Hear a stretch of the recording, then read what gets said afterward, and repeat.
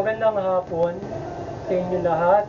Ito po si Herbert Curia, author-promoter ng The Bible Evangelization. Kakibat ang ating pananalig sa ating banal na Panginoon Diyos.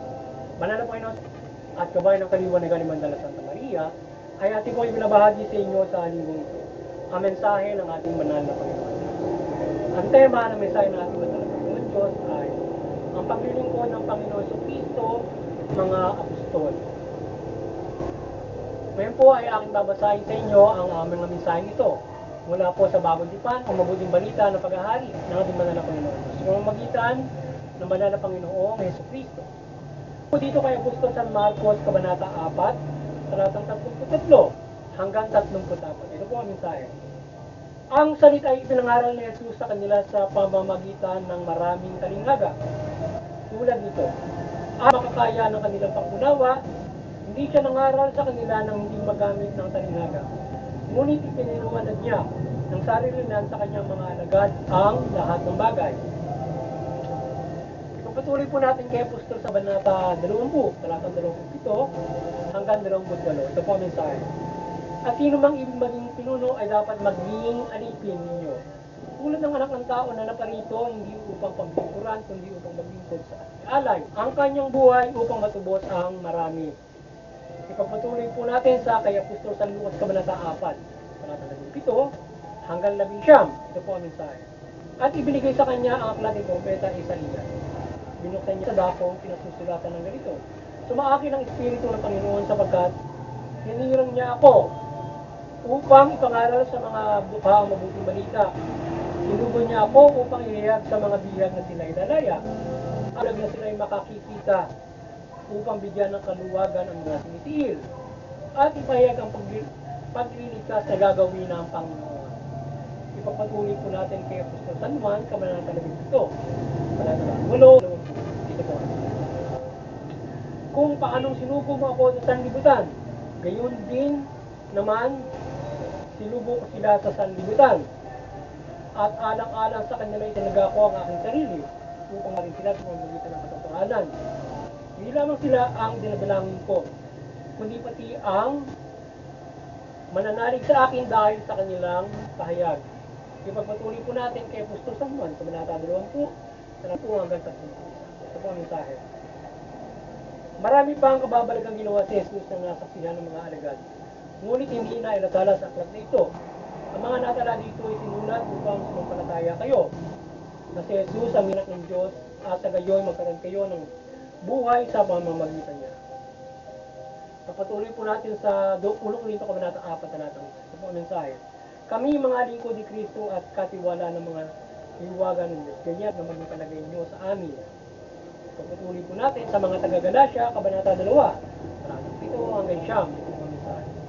Sa halip, kinila nilang ako hinirang ng Diyos upang mangaral ng mabuting balita ng kaligtasan ng tulad din ang pagkahirang kay Pedro upang mangaral ng mabuting balita ng kaligtasan sa mga Hudyo. At Diyos ang hinirang kay Pedro bilang apostol. Sa mga Hudyo, ang siya rin hinirang sa akin bilang apostol ng mga Hintil. Nabati din na Santiago, Pedro at Juan, ang mga kinalahaligi ng Iglesia na ang Diyos ang siyang nagbigay sa akin ng tanging kaluoy. Ito po ang mensahe at salita ng ating Diyos, ating pasalamatan. Ang ating Diyos, banal na Panginoon Kristo at Espiritu Santo. Maraming salamat po sa ating banal na Panginoon Diyos, banal na Panginoon Kristo at Espiritu Santo. Ngayon din sa ating banal na maraming salamat po at ngayon, ipaliliwanag ko po sa inyo itong mensahe ko mula sa tema na ang paglilingkod ng Panginoon sa Kristo at mga apostol. Yan po ang nais mabatid sa atin ng ating banal na Panginoon Diyos na siya sa pamamagitan ng banal na Panginoon sa Kristo, badila na siya ay naghirang at nagsubok at mismo bugtong na niya ang kanyang hinirang at sinubok upang ibabalita natin ang kanyang kasupan. Upang magabayan tayo sa ating kaligtasan spiritual at ipagpatawad tayo sa ating mga pagkakasala o ang kahabagan niya sa atin ay pinamot sa atin sa pamamagitan ng pagkahirap sa Panginoon sa Kristo at paglilingkod na ginawa niya sa atin. Ang Panginoon sa Kristo ay naglingkod ng may kababahang loob sa sangkatauhan upang ito ay maakay niya sa pagliligtas at ito'y mamuhay na mayroong kababaang loob sa ating manlalapang. Siya bilang anak sa pananampalataya sa Panginoon Diyos ay pinakita niya ang kababaang loob at kahit na siya ay siyang dapat na mag-hari na itinalaga ng Panginoon Diyos, siya ay naglingkod na may kababaang loob. Nakita niya ang kahabagan niya upang mayroong talaran sa pananampalataya natin sa Panginoon Diyos at paglilingkod sa ating banal na Panginoon Diyos. At tayo ay, kahit tayo ay tagapaglingkod ng banal na Panginoon Diyos, kagaya ng Panginoon sa Panginoon, hindi tayo ang dapat na paglingkuran. So, sino man ang mga naglilingkod. Pamalaan, hindi kayo ang dapat paglingkuran, kundi kayo ang maglilingkod sa mga tao. At kakibat nito ay kaya niyong ibigay ang inyong buhay para sa paglilingkod para sa kaligtasan ng marami mula sa pananampalataya natin sa banal na Panginoon. So ganyan ang nais ng banal na Panginoon at pagkakatalaga niya sa banal na Panginoon sa Kristo upang pakita sa ating lahat kung paano tayo dapat mananampalataya, maglilingkod at susunod sa ating matong Diyos mula sa Panginoon sa Kristo. Kaya kung paano siya sumunod sa Panginoon na Panginoon Diyos, ganun din tayo susunod. Ganun tayo mananampalataya sa Panginoon Diyos sa mananampalataya sa kanyang anak. Na kaya rin natin ibigay yung ating buhay para sa Panginoon sa Kristo, para sa Panginoon Diyos. Tapos ay binigay ng Panginoon sa Kristo ang kanyang buhay para sa atin, at kaya din natin ibigay ang buhay natin para sa Panginoon sa Kristo, para sa mananampalataya natin sa Panginoon Diyos. Ganyan ang nais ng ating banal na Panginoon Diyos, ang Panginoon sa Kristo na pananampalataya, para tayo ay bigyan niya ng buhay. Kung iligtas tayo sa lahat ng uri ng kapahamakan. Kung tayo man ay daranas, kaya ng ating mga nakaraan na mga pagbabahagi, kung tayo man ay itatalaga na kagaya ng banal na Panginoon sa Kristo, ay kagaya ng banal na Panginoon, lalaganap tayo at patuloy na lalaganap para sa pananampalataya sa Panginoon. Kagaya ng iba't ibang itinalaga, kagaya ng mga apostol na itinalaga para diyan mula sa Panginoon sa Kristo at mga apostol na nagsakripisyo rin ng kanilang mga buhay para sa pagpapalagaan ng balita na ating tinatamasa ngayon. Nagabay ng sangkatauhan para mabuhay tayo ng mapayapa, magabayan tayo sa pagkakaisa sa pananampalataya sa Diyos at mabuting pamumuhay. Sa ngayon, mula dito tayo iniligtas ng ating banal na Kristo sa kasamaan.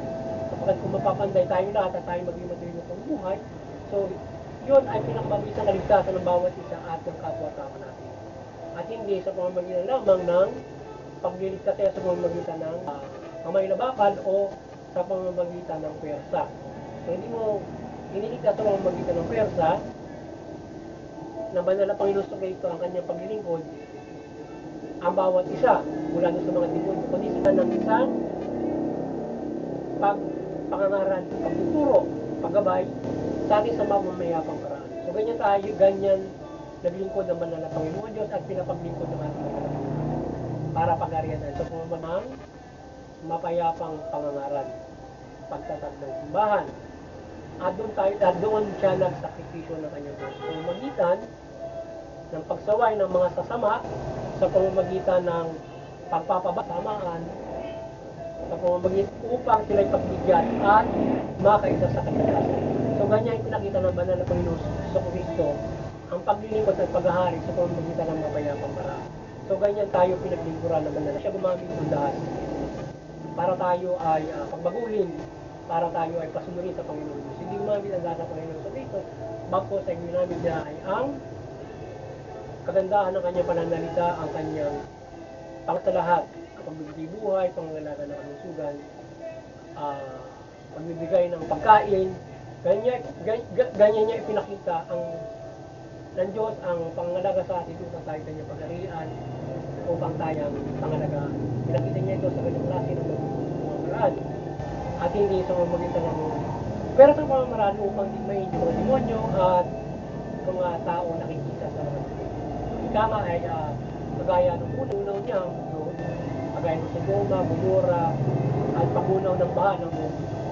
Ngayon ay pinakita naman sa pamamagitan ng banal na Panginoon sa Kristo na kanyang paglilingkod kung paano mapayapang pamamaraan na tayo ay binibigyan ng kahabagan ng ating at pinapatawad sa ating pagkakasala. So ang pinakita ng Diyos ang kanyang kahabagan sa atin mula sa Panginoong Jesus. Even yung bigatin saan ay magsakripisyo ng buhay. ang bugtong na anak lamang ang makapagliligtas sa lahat sapagkat siya ay maharagita. At sa pamamagitan ng Panginoon Kristo bilang Panginoon Diyos, siya ay nagtalagari ng mga apostol para patuloy, para siya magpapalagapay niya, para palaganatin niya. At kagaya niya, ang mga apostol ay nag-iisang sakripisyo para palaganapin ng mga. Ngayon din sila ay naglingkod na may buong kalanggang na binigyan ng kapangyarihan ng Panginoon Diyos para makagabay na mayroong pag-iimala at mga paggawa ng kamapalagan ang mga apostol, gayon din ang ating banal na Panginoon. So, hindi ganoon kabigat yung kapangyarihan na kanyang ginawa noon para gabayan na sa katawan. Kundi sa pamamagitan noong pangangalaga sa alusugan, pagbuhay, pagbibigay ng mga pagkain. Yan na pinakita ng banal na Panginoon Diyos kung paano tayo papailalim sa pag-ahari niya mula Panginoon. Yesu Kristo ang pagkakaloob ng buhay sa atin. Pagkain, pangalaga ng sakit, pagbibigay buhay mula dito sa pamumuhay sa mundong ito at ang buhay na walang hanggan na tatanggapin natin. Kung saan ay sa minsang karanasan ay tayo ay bubuhay na Panginoon sa Kristo pagdating ng panahon. At nagbigyan na siya ng sample kung siya nang magsakripisyo siya. Binuhay niya yung mga patay noon at maging siya ay nabuhay na magmuli. Na binuhay siya ng Panginoon Diyos ng Espiritu at ganoon din sa ating mga banal na Panginoon Diyos, Panginoon sa Kristo pagdating ng panahon. Kung tayo ay darap na ng Panginoon Diyos na tayo ay lumanas doon sa normal spoilage, bubuhayin ka. Ngayon kung hindi, ano ba buhay? Nakaramang araw, kung dumating na yung pag-upo, maaaring tayo ay hindi makaranas na. Tayo ay bibigyan ng buhay na walang hanggan. So tayo bibigyan niya ng buhay hanggang sa buhay na walang hanggan. So, yung mga nanampalataya na lubos, pipiliin sa mga tao na mga mabubuhay sa pag-uum na yan, kung sa 2/3 na mabubuhay, pipili siya ng bibigyan niya ng walang hanggang buhay na mula doon sa pagbalik niya na makakasama niya at nakakasama niya sa 1,000 years at buhay na walang hanggan. So, ganoon ang gagawin niya at yung iba pang bubuhayin pagdating ng takdang panahon. Ganyan ang paglilingkod na ginawa ng ating gagawin pa at mula doon sa ginawa at gagawin pa ng ating banal na Panginoon sa Kristo pagdating ng nakikita niya ang sanlibong taon pa lamang niya na kanyang pag-ahari, ganap na pag-ahari na for the 1,000 years at kasama yung mga mananampalataya.